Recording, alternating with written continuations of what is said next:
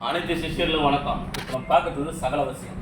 இந்த சகலவசியம்னா ராஜவசியம், தொழில் வசியம், வியாபார வசியம், பண வசியம், தன வசியம். இந்த உலகத்தில் இருக்கிற அனைத்து வசியத்துக்கும் தான் இந்த ஒரு எந்திரம் போடும். இந்த எந்திரத்தை என்ன செய்யணும் கேட்டிங்கன்னா, செப்பு தகடு இல்லை வெள்ளி தகடு.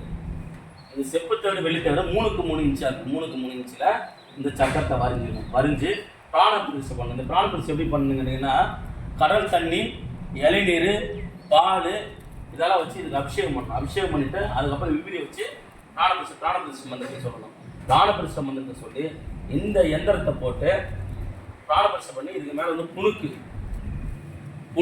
இந்த புணுக்கு வந்து மேலே பூசிட்டு இந்த எந்திரத்தை வந்து சுற்றி தாயத்தாகவும் போட்டுக்கலாம், இல்லை பேட்டி பண்ணி பாக்கெட்டில் வச்சுக்கலாம்.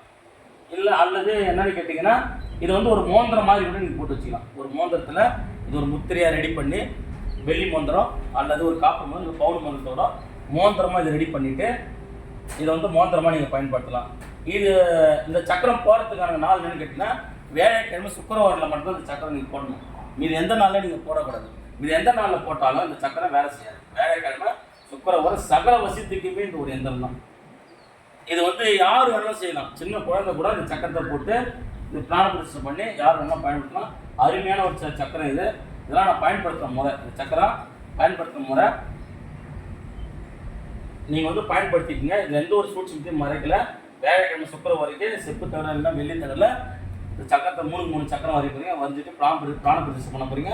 இது மேலே வந்து புணுகு தட போகிறீங்க. புணுகு இல்லைன்னா மெழுகு, இந்த மெழுகு அந்த தேன் மெழுகு பூசிட்டு தாயத்தாக போட்டு யூஸ் பண்ணிக்கோங்க.